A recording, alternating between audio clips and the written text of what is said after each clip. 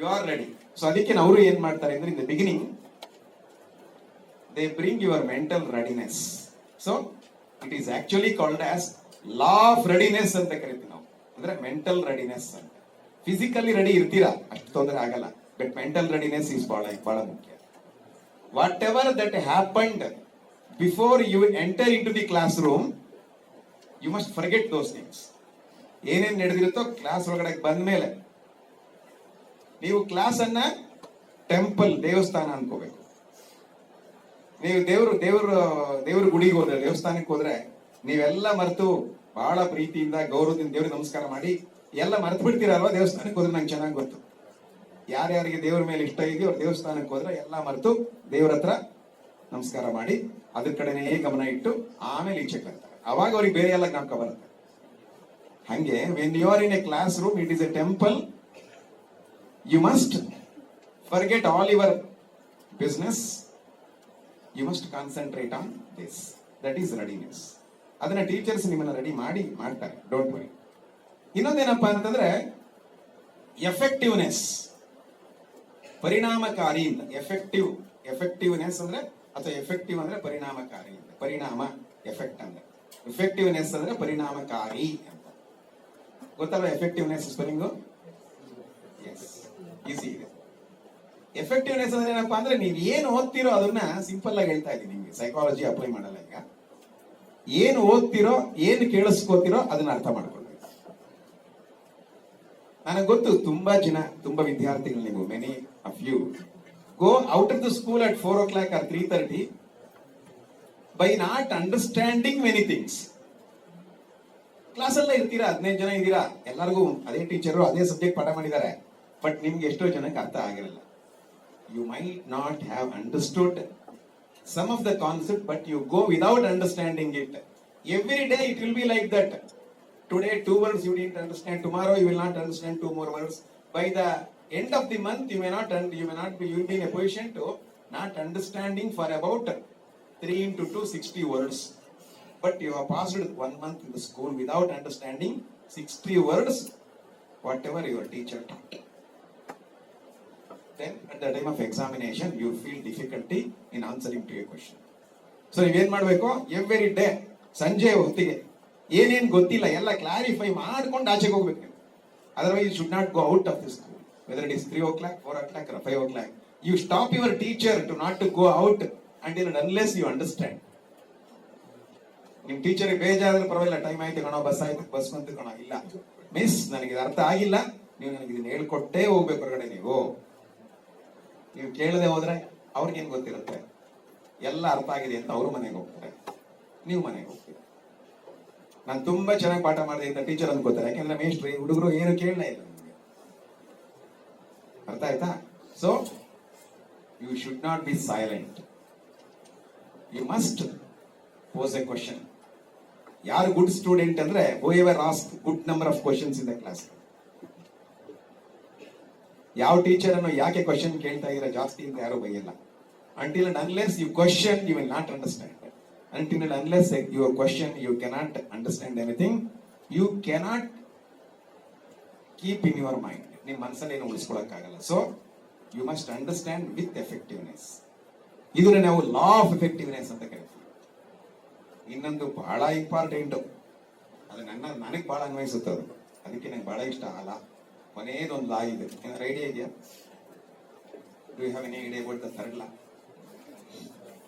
Newton's third law ಗೊತ್ತಲ್ವಾ? ಗೊತ್ತಾ? Third ಲಾ ಎಲ್ಲಾರು ಹೇಳ್ತೀರಾ, ಫಸ್ಟ್ ಸೆಕೆಂಡ್ ಮಾತ್ರ ಹೇಳೋದು. ಯಾಕೆಂದ್ರೆ ಅದು ಒಂದು ಅರ್ಥ ಆಗಿರಲ್ಲ. ಯಾವಾಗ ಅರ್ಥ ಆಗಿರಲ್ಲೋ ಅದನ್ನ ಪ್ರಾಕ್ಟೀಸ್ ಮಾಡಿರಲ್ಲ, ಯಾವಾಗ ಪ್ರಾಕ್ಟೀಸ್ ಮಾಡಿರಲ್ಲೋ ಅದು ಗೊತ್ತಾಗಲ್ಲ, ಜ್ಞಾಪಕ ಇರಲ್ಲ. ಸೊ ಅದಕ್ಕೆ ನ್ಯೂಟನ್ಸ್ ಥರ್ಡ್ ಲಾ ಚೆನ್ನಾಗಿ ನಿಮಗೆ ಜ್ಞಾಪಕ ಇರುತ್ತೆ. ಬಟ್ ನಾನು ಆ ಲಾ ಹೇಳ್ತಾ ಇಲ್ಲ, ನಾನು ಬೇರೆ ಲಾ ಹೇಳ್ತಾ ಇದ್ದೀನಿ. Law of practice. Law of practice very simple law ಇದು. ಅರ್ಥ ಆಗಿರ್ಲಿ ಆಗದೆ ಹೋಗ್ಲಿ, ಸುಮ್ಮನೆ ಪ್ರಾಕ್ಟೀಸ್ ಮಾಡ್ತಾ ಇರೋದು. ನಾನು ಭಯಂಕರ ದಡ್ಡ, ಅಂತ ಇಂಥ ದಡ್ಡ ಅಲ್ಲ. ನನ್ನಷ್ಟು ದಡ್ಡ ನನ್ನ ಫ್ರೆಂಡ್ಸ್ ಅಲ್ಲಿ ಯಾರೂ ಇಲ್ಲ. ಅದಕ್ಕೆ ಅವರೆಲ್ಲ ಇಂಜಿನಿಯರ್ಸ್, ಡಾಕ್ಟರ್ಸ್ ಎಲ್ಲ ಆದ್ರು, ನಾನು ಟೀಚರ್ ಆಗಿ ಉಳ್ಕೊಂಬಿಟ್ಟೆ. ನಾನು ಟೀಚರ್ ಆಗಿರೋದಕ್ಕೆ ಕಾರಣ ನಾನು ಮಹಾನ್ ದಡ್ಡ. ಅದಕ್ಕೆ ನಾನೇನ್ ಮಾಡುವೆ ಗೊತ್ತಾ? ಸಿಂಪಲ್ ಲಾ, ಓದು ಓದು ಓದು, ಬರೀ ಬರೀ ಬರೀ, ಜ್ಞಾಪಕ ಇಟ್ಕೋ ಜ್ಞಾಪಕ ಇಟ್ಕೋ ಜ್ಞಾಪಕ ಇಟ್ಕೋ. ಚೆನ್ನಾಗಿ ನನ್ನ ಫ್ರೆಂಡ್ಸ್ ಒಂದ್ಸಾರಿ ಓದೋರು, ನಾನು 10 ಸಾರಿ ಓದ್ತಾ ಇದ್ದೆ, ಯಾಕೆಂದ್ರೆ ಟೀಚರ್ ಆಗ್ಬಿಟ್ಟೆ. ಇನ್ನೊಂದು, ಅವರು ಒಂದ್ಸಾರಿ ಬರೆಯೋರು ಇಲ್ಲ, ಬರೀತಾನೆ ಇರ್ಲಿಲ್ಲ, ಓದ್ಬಿಟ್ರೆ ಸಾಕು ಅವರು ಕ್ವಶನ್ ಸರಿಯಾಗಿ ಆನ್ಸರ್ ಮಾಡೋರು. ನಾನು 10 ಸಾರಿ ಓದಿ 15 ಸಾರಿ ಬರೆದು 20 ಸಾರಿ ಜ್ಞಾಪಿಸ್ಕೋತಾ ಇದ್ದೆ. ಏನ್ ಮಾಡ್ತಿದ್ದೆ? 10 ಸಾರಿ ಓದೋದು, 15 ಸಾರಿ ಬರೆಯೋದು, 20 ಸಾರಿ ನೆನಪು ಮಾಡ್ಕೊಳ್ಳೋದು. ಸೊ ನೀವು 100ಗೆ 100 ಅಥವಾ 100ಗೆ 99 ಸ್ಕೋರ್ ಮಾಡಬೇಕು ಅಂದ್ರೆ ಏನ್ ಮಾಡ್ಬೇಕು? You have to read. You have to stop reading only if you understand something, whatever it is. Until and unless you understand perfectly, you have to go on reading. ನೀವು ಓದಿ, you take a new subject. ಈಗ ನಿಮ್ಗೆ first chapter teach ಮಾಡಿದ್ದಾರೆ ನಿಮ್ಮ miss, second chapter teach ಮಾಡಿಲ್ಲ. ನಾವು ಕೇಳಿದ್ವಿ ಪ್ರಶ್ನೆ, ಮಿಸ್ ಟೀಚ್ ಮಾಡಿಲ್ಲ sir, she didn't taught only, she taught only first lesson. You please ask me question only in the first chapter. ನಾವು ಏನು ಓದಿದ್ರೆ ಅರ್ಥ ಆಗಲ್ಲ, ಹೆಂಗ್ ಸರ್ ಅರ್ಥ ಆಗುತ್ತೆ? ಟೀಚರೇ ಪಾಠ ಮಾಡಿಲ್ಲ. ಪಾಠ ಮಾಡಿದ್ದು ಬೇಡ ಅವರು. You just take the second chapter, read the second chapter. ಒಂಥರ ನಿಮ್ಗೆ ಸ್ಟ್ರೇಂಜರ್ ಅನ್ಸುತ್ತೆ. ಈಗ ನಿಮ್ಗೆ ಯಾರಾದ್ರೂ ಹೊರಗಡೆ ಯಾರಾದ್ರೂ ಒಬ್ಬ ಅಪರಿಚಿತ, ಈಗ ನಾನ್ ನಿಮ್ಗೆ ಅಪರಿಚಿತ ಅಲ್ಲ, today I became A stranger. Stranger ಅಂತ ಗೊತ್ತಲ್ಲ ನಿಮ್ಗೆ? ಯಾರು ಸ್ಟ್ರೇಂಜರ್? ಅದು ಒಂದು ವರ್ಡ್ ಇದೆ ಇವತ್ತು. whom you do not know, unknown person. Stranger ತರ ನಾನು ಬಂದೆ ಹೊರಗಡೆ. ಸುಮ್ಮನೆ ಕೂತಿದ್ದೆ ಅಲ್ವಾ, ರೆಡಿ ಸರ್ ಮಾತಾಡ್ತಾ ಇರೋ, ಸುಮ್ಮನೆ ಕೂತಿದ್ದೆ. ನನಗನ್ನಿಸ್ತು ನಾನು ನಿಮ್ಗೆ ಸ್ಟ್ರೇಂಜರ್ ಆಗಿರಬಾರ್ದು. ನೆಕ್ಸ್ಟ್ ಯಾವಾಗಾದ್ರೂ ನಾನು ಬಂದಾಗ ನಮಸ್ಕಾರ ಸಾರ್ ಅನ್ಬೇಕು, ಚೆನ್ನಾಗಿದ್ದೀರಾ ಸಾರ್ ಅನ್ಬೇಕು, ಊಟ ಆಯ್ತಾ ಸಾರ್ ಅನ್ಬೇಕು. ಯಾವಾಗಾದ್ರು ಬೈ ಚಾನ್ಸ್ ನೀವು ಇನ್ನೂ ಯಾವಾಗಾದ್ರು ದೊಡ್ಡ ಮಕ್ಕಳಾದ್ಮೇಲೆ ಆ ಕಡೆಗೆಲ್ಲ ಬೆಂಗಳೂರು ಕಡೆ ಆ ಕಡೆ ಎಲ್ಲ ಬಂದಾಗ ಎಲ್ಲಾದ್ರೂ ನಾವು ಬಸ್ ಸ್ಟ್ಯಾಂಡ್ ಅಲ್ಲೋ ಎಲ್ಲಾರು ರೋಡ್ ಅಲ್ಲೋ ನಿಮ್ಮ ಎಲ್ಲರೂ ಕ್ರಾಸ್ ಅಲ್ಲ ಎಲ್ಲ ಸಿಕ್ಕಿದ್ರೆ ಸಾರ್ ನಮಸ್ಕಾರ ಸಾರ್, ಅವಾಗ ಬಂದಿದ್ದಾರಲ್ಲ ಸಾರ್ ನೀವು. ನಾನು ನಿಮ್ ಫ್ರೆಂಡ್ ಆಗೋಣ ಅನ್ನೋ ದೃಷ್ಟಿಯಿಂದ ಏನ್ ಮಾಡಿದೆ, ಸ್ಟ್ರೇಂಜರ್ ಆಗೋದು ಬೇಡ ಅಂತ I thought of talking with you, sharing few of my experiences with you ಅಲ್ವಾ. ಸೊ ಯಾಕೆ ಹೇಳಿದೆ ಈ ವಿಷಯ? ನಾನು ಲಾ ಆಫ್ ಪ್ರಾಕ್ಟೀಸ್ ವಿಚಾರ.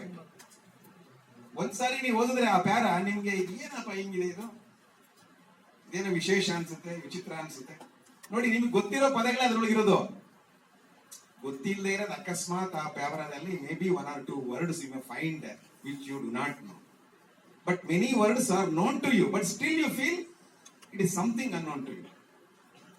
ನನ್ನನ್ನ ಮೊದಲನೇ ಸಾರಿ ನೋಡಿದಾಗ ಹಂಗೆ, 2ನೇ ಸಾರಿ ನೋಡಿ, 3ನೇ ಸಾರಿ ನೋಡಿ, ದಿನಾ ಬರ್ದಿ ಹೋಗಿರಿ. ಮುನ್ರೆಡ್ಡಿ ಸರ್ ಅಷ್ಟು ನಾನು ಇನ್ನು ಪರಿಚಯ ಇಲ್ಲ ನಿಮ್ಗೆ. ಮುನ್ರೆಡ್ಡಿ ಸರ್ ಅಂದ್ರೆ ಬಹಳ ಫ್ರೀ ನಿಮ್ಗೆ ಇವಾಗ, ಯಾಕೆಂದ್ರೆ ಮುನ್ರೆಡ್ಡಿ ಸರ್ ದಿನ ಬರ್ತಾರೆ. ಅವ್ರಿಗಿಂತ ನಿಮ್ಮ ನಾಗರೆಡ್ಡಿ ಸಾರು ಮತ್ತೆ ಕಿಶೋರ್ ಸರ್, ಯಾಕೆಂದ್ರೆ ದಿನ ನೋಡ್ತಾ ಇದ್ದೀರಲ್ಲ ಅವ್ರನ್ನ, ದಿನ ಮಾತಾಡಿಸ್ತಾ ಇದ್ದೀರಲ್ವಾ. ಹಂಗೆ ನಿಮ್ಮ ಟೆಕ್ಸ್ಟ್ ಬುಕ್ ನ ದಿನಾ ನೋಡಿ, ದಿನಾ ಮಾತಾಡಿಸಿ, ದಿನಾ ಮುಟ್ಟಿ, ಅದ್ರ ಜೊತೆ ಫ್ರೆಂಡ್ ಮಾಡ್ಕೊಳ್ಳಿ, ತಪ್ಕೊಳ್ಳಿ, ಇಟ್ಕೊಳ್ಳಿ ಜೋಬಲ್ಲಿ, ಹೋಗ್ತಾ ಇರಿ ತಗೊಂಡಿ, ಎಲ್ಗೋರಲ್ಲಿ ತಗೊಂಡೋಗಿ. ಯಾವಾಗ ಊರ್ಗ್ ಹೋದ್ರು ಕೂಡ ನನಗೆ ಬಹಳ ಲಗೇಜ್ ಇರೋದು, ಒರ್ಲಾರ್ದು. ನಾನು ಹೇಳ್ಬೇಕು ಅಂದ್ರೆ ನಾನು ಕುಳ್ಳಿರೋದಕ್ಕೆ ಅದು ಇನ್ನೊಂದು ಕಾರಣ. ಯಾವಾಗಾದ್ರೂ ಹೋಗ್ಲಿ, ಯಾವ ಊರಿಗಾದ್ರೂ ಹೋಗ್ಲಿ, ಬ್ಯಾಗ್ ಭಾರ ಇರೋದು. ನನ್ನ ಬ್ಯಾಗ್ ಯಾರು ಇಸ್ಕೋತಾ ಇರ್ಲಿ, ಇವಾಗ ನಿನ್ ಬ್ಯಾಗ್ ಅವನು ಹಿಡ್ಕಂತ. ಯಾಕಂದ್ರೆ ಬ್ಯಾಗ್ ಅಲ್ಲಿ ಯಾವಾಗ್ಲೂ ಪುಸ್ತಕಗಳು ಇರೋದು, 3-4 ಪುಸ್ತಕಗಳು. ಒಂದಿನ ಹೋದ್ರೆ 2 ಬುಕ್ಸ್, 3 ದಿನ ಹೋದ್ರೆ 6 ಬುಕ್, 8 ದಿನ ಹೋದ್ರೆ 15 ಬುಕ್ಸ್, ಅದಕ್ಕೊಂದು ನೋಟ್ ಬುಕ್, 1-4 ಪೆನ್ ಎಲ್ಲ ಇಟ್ಕೊಂಡು ನನ್ನ ಬಟ್ಟೆಗಳಿಗಿಂತ ಜಾಸ್ತಿ ಬುಕ್ಸ್ ಇರ್ತಿದ್ವು ಎಲ್ಲಿಗಾದ್ರೂ. ಅದಕ್ಕೆ ನಂಗೆ ತಲೆ ದಿಂಬಕ್ಕೆ ಪ್ರಾಬ್ಲಮ್ ಇರ್ತಿರ್ಲಿಲ್ಲ. ಯಾರ ಮನೆಗಾದ್ರೂ ಮಲೆ ಕಂಡ ದಿಂಬು ಕೊಡ್ಲಿಲ್ಲ ಅಂದ್ರೆ ನಾನು ಬುಕ್ಸ್ ಇಟ್ಕೊಂಡ್ಬಿಡ್ತೇನೆ, ಅದ್ರೊಳಗೂ ಒಂಚೂರು ಹಂಗಾರ ಹೋಗ್ಲಿ ರಾತ್ರಿ ಹೊತ್ತು. ಸೊ ನಿಮ್ಮ ಕಂಪ್ಯಾನಿಯನ್ ಆಗ್ತದೆ. ಮದುವೆಗೆ ಮುಂಚೆ ಅಪ್ಪ ಅಮ್ಮ ನಮ್ ಜೊತೆ ಅಲ್ವಾ, ಮದುವೆ ಆದ್ಮೇಲೆ ಎಲ್ಲೋದ್ರು ಹೆಂಡತಿನ ಕರ್ಕೊಂಡು ಹೋಗ್ತೀವಿ, ಮಕ್ಕಳಾದ್ಮೇಲೆ ಸ್ವಲ್ಪ ಹೆಂಡತಿನ ದೂರ ಮಾಡಿ ಮಕ್ಕಳಿಗೆ ಕರ್ಕೊಂಡು ಹೋಗ್ತೀವಿ, ಮಕ್ಕಳಿಗೆ ಮೊಮ್ಮಕ್ಕಳಾದ್ಮೇಲೆ ಎಲ್ಲಾರನ್ನ ಬಿಟ್ಟು ಮೊಮ್ಮಕ್ಕಳಿಗೆ ಕರ್ಕೊಂಡು ಹೋಗ್ತೀವಿ. ಬಟ್ ಯಾರೋ ಒಬ್ಬರು ನಾವು ಇಟ್ಕೋತೀವಿ ಜೊತೆಗಲ್ವಾ. ಈ ಬುಕ್ಸ್ ಹಂಗಲ್ಲ, ಇದು ನಾವು ಓದೋಕ್ ಶುರು ಮಾಡಿದ ಮೇಲಿದೆ ಸಾಯೋವರೆಗೂ ಒಂದಲ್ಲ ಒಂದು ಪುಸ್ತಕ ನಮ್ ಜೊತೆಗೆ ಇರ್ಬೇಕು. ಮುನ್ರೆಡ್ಡಿ ಅವ್ರ ಕಾರಲ್ಲಿ ನೋಡಿದಿರ ಮುನ್ರೆಡ್ಡಿ ಅವ್ರ ಕಾರು, ಯಾರ ಜೊತೆಗೆ ಇಲ್ದಿರೋ 1-2 ಬುಕ್ಸ್ ಇಟ್ಕೊಂಡಿರ್ತಾರೆ. ಅದು ಯಾವ ತರ ಬುಕ್ಸ್ ಇರುತ್ತೆ? ಯಾವುದನ್ನ ಓದಿದ್ರೆ ನನಗೆ ಮತ್ತೆ ಸಮಾಜಕ್ಕೆ ಅನುಕೂಲ ಆಗುತ್ತೆ ಆ ತರ ಬುಕ್ಸ್ ನ ಇಟ್ಕೊಂಡು ಹೋಗ್ತಾ ಇರ್ತಾರೆ ಕಂಪ್ಯಾನಿಯನ್. ಅದಕ್ಕೆ ವೆರಿ ಗುಡ್ ಕಂಪ್ಯಾನಿಯನ್. ಸೊ ನೀವು ಆ ಥರ್ಡ್ ಲಾ ಇದೆಯಲ್ಲ, ಬಹಳ ಸಿಂಪಲ್ ಅದು. ಸುಮ್ಮನೆ ನಿಮಗೆ ನನಗೇನು ಬರಲ್ವಾ, ಒಂದ್ಸರಿ ಓದಿ, ಇನ್ನೊಂದ್ಸರಿ ಬರಲ್ವಾ, ಇನ್ನೊಂದ್ಸರಿ ಓದಿ, ಒಂದ್ 10 ಸಾರಿ ಓದಿ.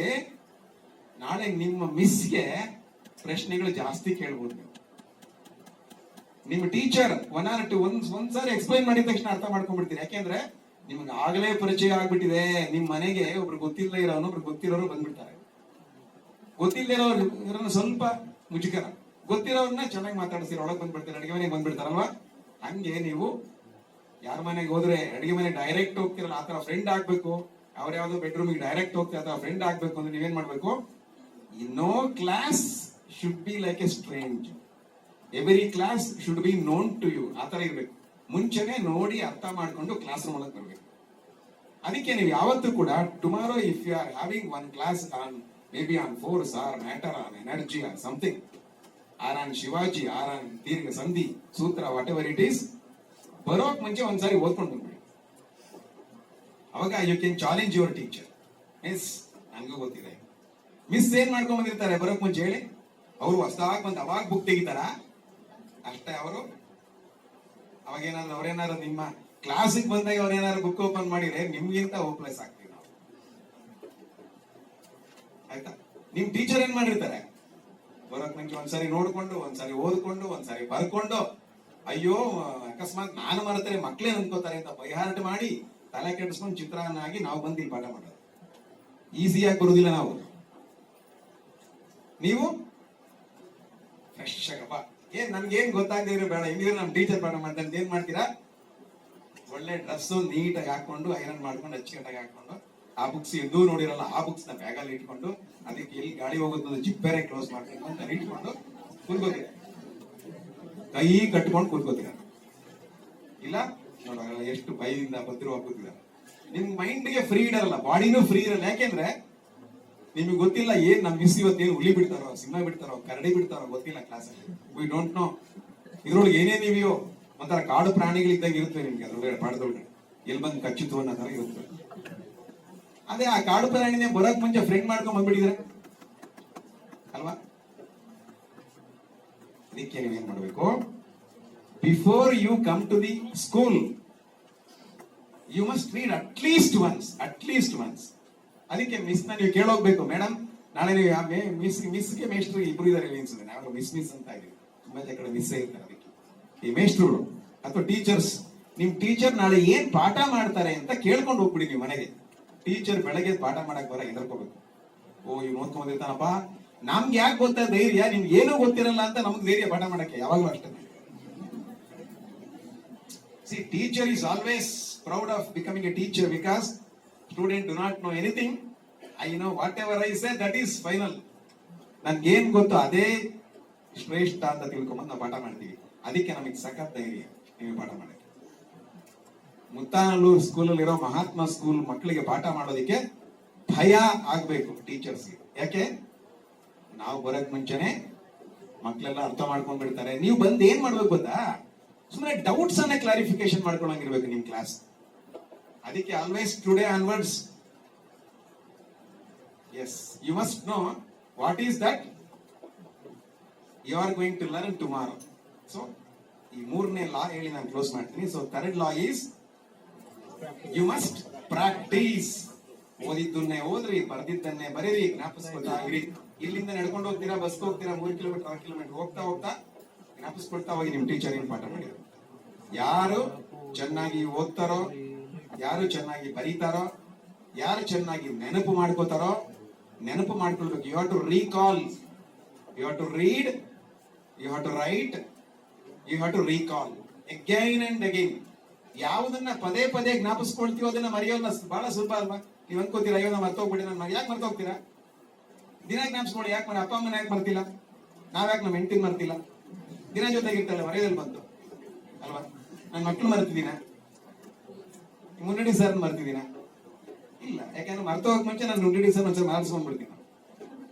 ಮುಂಡ್ರೆಡ್ಡಿ ಇವ್ರು ನಾನ್ ಮರೆಯೋದಿರ್ಲಿ, ಮುಂಡ್ರೆಡ್ಡಿ ನಾನೇ ಮರ್ತು ಬಿಡ್ತಾರೆ. ಅದಕ್ಕೇನ್ ಮಾಡ್ತೀನಿ ನಾನು, ಮುಂಡ್ರೆಡ್ಡಿ ಇವ್ರಿಗೆ ಜ್ಞಾಪಕ ಇರ್ಬೇಕು ನಾನು ಅಂತ ಏನ್ ಮಾಡ್ತೀನಿ, ಸುಮ್ಮನೆ ಒಂದ್ 5 ನಿಮಿಷ ಬೇಗ ಬಿಡು ಮಾಡ್ಕೊಂಡು ಒಂದ್ 5 ನಿಮಿಷ ಹೋಗಿ ಸರ್ ಅಂತ ಮಾತಾಡ್ಸ್ಕೊಂಡ್ಬಿಡ್ತೀನಿ. ನಂಗೆ ಏನು ಕೆಲಸ ಇರಲ್ಲ, ಸುಮ್ಮನೆ ಎಲ್ಲ ಮಾತಾಡ್ಸ್ಕೊಂಡ್ ಬರ್ತೀನಿ. ಮುನ್ರೆಡ್ಡಿ ಅವರು ನಾನು ಮರಿಬಾರದು ಅಂತ ನನಗೆ. ಯಾಕಂದ್ರೆ ನನ್ ಮರೆದ್ರೆ ಮುನ್ರೆಡ್ಡಿ ಅವ್ರಿಗೆ ಏನ್ ಲಾಸ್ ಇಲ್ಲ, ಮುನ್ರೆಡ್ಡಿ ಇವ್ರು ನನ್ ಮರೆದ್ರೆ ನಂಗೆ ಲಾಸ್. ಮುನ್ರೆಡ್ಡಿ ಅವ್ರಿಗೆ ನನ್ನಿಂದ ಲಾಭ ನಷ್ಟ ಏನಿಲ್ಲ, ಬಟ್ ನನಗೆ ಬಹಳ ನಷ್ಟ ಆಗ್ಬಿಡುತ್ತೆ. ಮುನ್ರೆಡ್ಡಿ ಸರ್ ಬಿಡಕ್ಕಾಗಲ್ಲ. ನಾನೇನ್ ಮಾಡ್ತೀನಿ, ಅದಕ್ಕೆ ಮುನ್ರೆಡ್ಡಿ ಇವ್ರನ್ನ ವಾರಕ್ಕೆ ಒಂದೊಂದ್ಸರಿ ಸುಮ್ಮನೇನಾದ್ರೂ ಒಂದೊಂದ್ಸರಿ ಆಗದೇ ಇಲ್ಲ 2 ವಾರಕ್ಕಾದ್ರೂ ಹೋಗಿ ಸರ್ ಚೆನ್ನಾಗಿರೋ ಮಾತಾಡ್ಸ್ಕೊಂಡ್ ಬಿಡ್ತೀನಿ. So out off site is out of mind ಅಂತ. ಯಾವುದು ನಮ್ಮ ಇದ್ರೊಳಗಡೆ ಇರಲ್ವೋ ಅದನ್ನ ಮರ್ತೋಗ್ಬಿಡ್ತೀವಿ. ಅದಕ್ಕೆ ನೀವು ಎಕ್ಸಾಮಿನೇಷನ್ ಬರೆಯೋವರೆಗೂ ಯಾವ ವಿಷಯದ ಎಕ್ಸಾಮಿನೇಷನ್ ಬರೀತಿರೋ ಅದನ್ನ ಮರೀಲೇಬಾರ್ದು. ಆ ತರ every day you have to read, every day you have to write, every day you must recall. ಆಯ್ತಾ? ಇಷ್ಟನ್ನ ಜ್ಞಾಪಕ ಇಟ್ಕೊಳ್ಳಿ. And then you practise it well. ನಿಮ್ಗೆ ನಾನೊಂದು ಹಾಡು ಹೇಳ್ಕೊಡ್ತೀನಿ ಕೊನೆಯದಾಗಿ, ಖುಷಿ ಖುಷಿಯಾಗಿ ಮನೆಗೆ ಹೋಗಿ. ಓಕೆ, ಒಂದು ಹಾಡು ಹೇಳ್ಕೊಡ್ತೀನಿ, ನಾನು ಹೇಳಿದ್ದೀನಿ ನೀವು ಹೇಳ್ತಾ ಇದ್ದೀನಿ. ಓಕೆ, ಕೊನೆ ಲಾಸ್ಟ್ ಒನ್. ಎಲ್ಲರೂ ಹೇಳ್ತೀರಾ? ನಿಮ್ಗೂ ಗೊತ್ತಿರುತ್ತೆ, ನನಗೊಂಚೂರು ಎಂಟರ್ಟೈನ್ಮೆಂಟ್ ಸಿಗಲಿ ಅಂತ ನಿಮ್ಗೂ ಹೇಳ್ಕೊಡ್ತೀನಿ. ಕಟ್ಟುತ್ತೇವ ನಾವು ಕಟ್ಟುತ್ತೇವೆ, ಗೊತ್ತಲ್ವಾ? ಗೊತ್ತಿದೆ, ಒಂದ್ಸರಿ ಹೇಳ್ಕೊಡ್ತೀನಿ, ನೀವು ಹೇಳ್ತೀರಿ. ಕಟ್ಟುತ್ತೇವ ನಾವು ಕಟ್ಟುತ್ತೇವ ನಾವು ಕಟ್ಟೆ ಕಟ್ಟುತ್ತೇವ.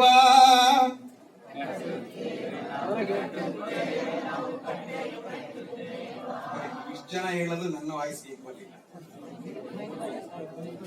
ನಾನು ಮೈಕಿನ ಅಂತಾನ, ಮೈಕಿಲ್ಲವ್ರಿಗೆ ಮಾಸ್ ತೆಗೀರಿ, ಏನಾಗಲ್ಲ ತೆಗೀರಿ. ಡಾಕ್ಟರ್ ಇದಾರೆ, ಯಾಕೆ ನಾವು ಅದಕ್ಕೆ ಅವ್ರ ಜೊತೆಗೆ ಅಲ್ಲಿ ಕಾಲ ತಕ್ಷಣ ತೆಗೆದು ಆಚೆಗಿಟ್ಟೆ ಜೋಬಲಿ ಇಟ್ಕೊಂಡಿದ್ದೀನಿ. ಅವ್ರು ಇರೋದಿಲ್ಲ, ಆಮೇಲೆ ಹಾಕಲ್ಲ. ಇನ್ನೊಂದ್ಸರಿ ಹೇಳ್ತೀರಾ? ಕಟ್ಟುತ್ತೇವ ನಾವು ಕಟ್ಟುತ್ತೇವ ನಾವು ಕಟ್ಟೆ ಕಟ್ಟುತ್ತೇವ.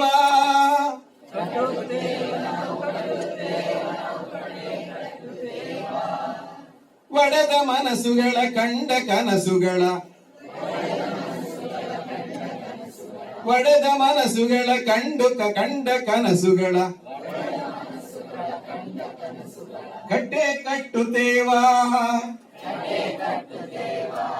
ಕಟ್ಟುತ್ತೇವೆ ನಾವು ಕಟ್ಟುತ್ತೇವೆ ನಾವು ಕಟ್ಟೆ ಕಟ್ಟುತ್ತೇವೆ.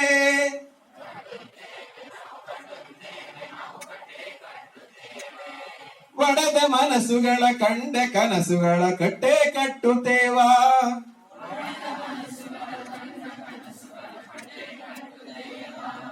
ಜಾತಿ ಇಲ್ಲದ ಭೀತಿ ಇಲ್ಲದ, ಜಾತಿ ಇಲ್ಲದ ಭೀತಿ ಇಲ್ಲದ ನಾಡ ಕಟ್ಟುತ್ತೇವ.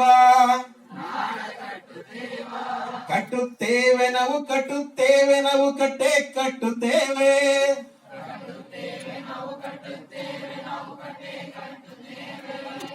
ಕುಲವೆನ್ನದ ಮನುಷ್ಯ ಕುಲದ, ಕುಲವೆನ್ನದ ಮನುಷ್ಯ ಕುಲದ ಹಾಡ ಬರೆಯುತ್ತೇವ. ಈ ನೆಲದ ಹಾಡ ಬರೆಯುತ್ತೇವ. ಕಟ್ಟುತ್ತೇವ ನಾವು ಕಟ್ಟುತ್ತೇವೆ ನಾವು ಕಟ್ಟೆ ಕಟ್ಟುತ್ತೇವ.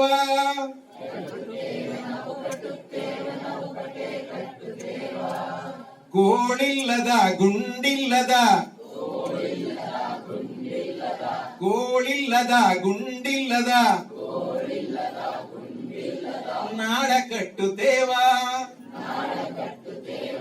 ಕಟ್ಟುತ್ತೇವೆ ನಾವು ಕಟ್ಟುತ್ತೇವೆ ನಾವು ಕಟ್ಟೆ ಕಟ್ಟುತ್ತೇವೆ.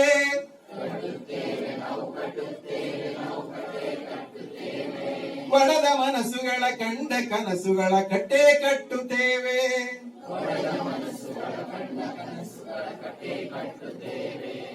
ನೂರು ಮನಸ್ಸಿನ ಕೋಟಿ ಕನಸಿನ, ನೂರು ಮನಸ್ಸಿನ ಕೋಟಿ ಕನಸಿನ ಹಾಡ ಬರೆಯುತ್ತೇವ. ಈ ನೆಲದ ಹಾಡ ಬರೆಯುತ್ತೇವ.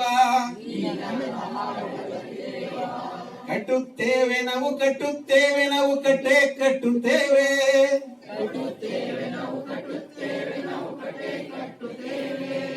ಸಮ ಸಮಾಜದ ಕನಸನ್ನ ಹೊತ್ತು ಸಮಾಜದ ಕನಸನ್ನ ಹೊತ್ತು ನಾವು ಕುಂಡ ತುಳಿಯುತ್ತೇವ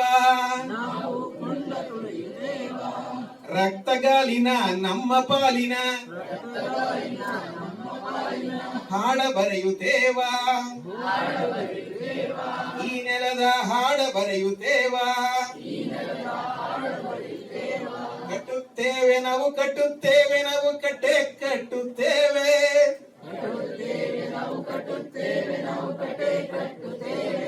ಒಡೆದ ಮನಸ್ಸುಗಳ ಕಂಡ ಕನಸುಗಳ ನಾಡ ಕಟ್ಟುತ್ತೇವೆ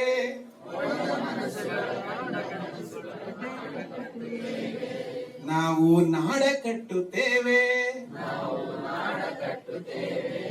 ನೀವೆಲ್ಲರೂ ಕೂಡ ಚೆನ್ನಾಗಿ ಓದಿ ಚೆನ್ನಾಗಿ ಬರೆದಿದ್ದನ್ನು ನೆನಪು ಮಾಡಿಕೊಂಡದ್ದನ್ನ ಸರಿಯಾಗಿ ಪರೀಕ್ಷೆಯಲ್ಲಿ ಬರೆದು ಉತ್ತಮ ಅಂಕಗಳನ್ನು ತೆಗೆದು ಮಹಾತ್ಮ ಸ್ಕೂಲ್ಗೆ ಒಳ್ಳೆಯ ಹೆಸರನ್ನ ತರೋ ರೀತಿಯಲ್ಲಿ ಇವೆಲ್ಲ ಕೆಲಸ ಮಾಡಬೇಕು, ವರ್ಕ್ ಮಾಡಬೇಕು. I expect each and every one of you to get good score, and all of you must get a good result, and you should go out of the school with a good name and good behavior. I wish you all for your great future. Okay? Thank you, one and all. Students, no onwards you're going for your, we call that homework. It's not homework, school work only. No,